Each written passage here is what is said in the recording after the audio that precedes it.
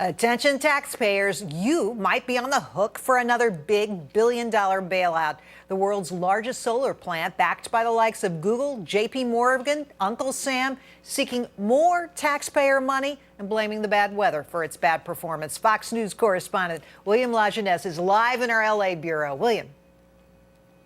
Bailout, handout, giveaway, or incentive, Gerri, you decide. Now, critics have called this plant a land-grabbing, bird-killing, money-wasting machine. Proponents say Ivanpah's technology will help save us from global warming, making the investment worth the cost. So it's in the Mojave Desert. It opened to great fanfare, receiving $1.6 billion in federal loans, bigger than Solyndra. Now, however, produces only a fraction of the electricity promised, and its wealthy investors, including Google and NRG Energy, want $530 million in cash grants, a subsidy, your tax money, to pay off their billion-dollar federal loan. This is an attempt by very large cash generating companies that have billions on their balance sheet to get a federal bailout, i.e. a bailout from us, the taxpayer, for their pet project. It's actually rather obscene. NRG claims it's simply taking advantage of a government handout for clean energy. As for production, Ivanpah generated just a quarter of the million megawatts originally promised. Why?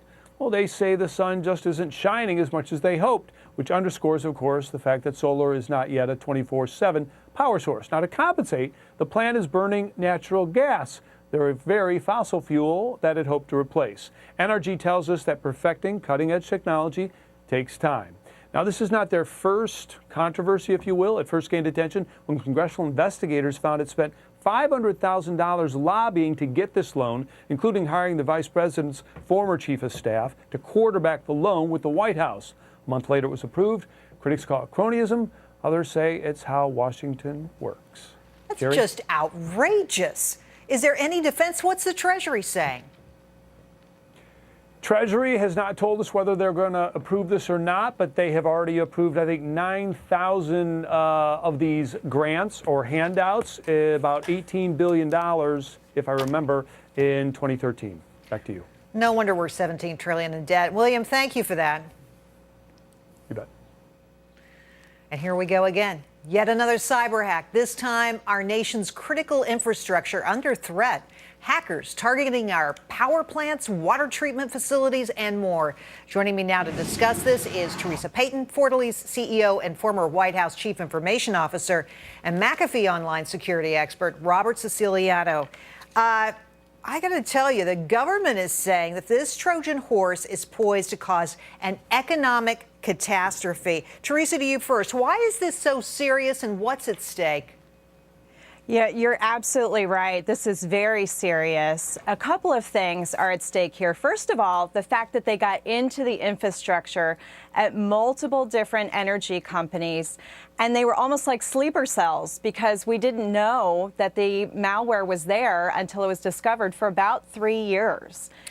The next piece is we need to be ever vigilant and remembering that our U.S. infrastructure is constantly being targeted, constantly under attack. Well, Robert, what is the potential impact? What could happen here? Well, the fact that New York City and a certain part of the region had gone dark a number of years back and significantly disrupted traffic and the ability to get gasoline to certain locations. And even looking back at Hurricane Sandy or Storm Sandy, you know, it's those issues where we lose power that disrupts the flow of everyone's everyday functions is where the problems begin. Unbelievable. Yeah, once that occurs, people don't know what to do. They're not prepared for issues like that. Theresa, apparently the Department of Homeland Security knew about this way back in 2011. Why are we only finding out about this now?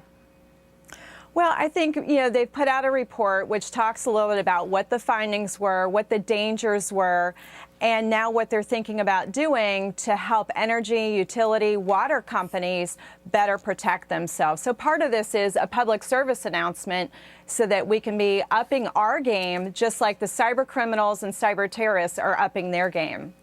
Robert, I want to turn to Home Depot. We got some new news, more bad news on their data breach. I think they've got something like 53 million email addresses that have been breached. How important is this? Because a lot of people say, well, email addresses, who cares?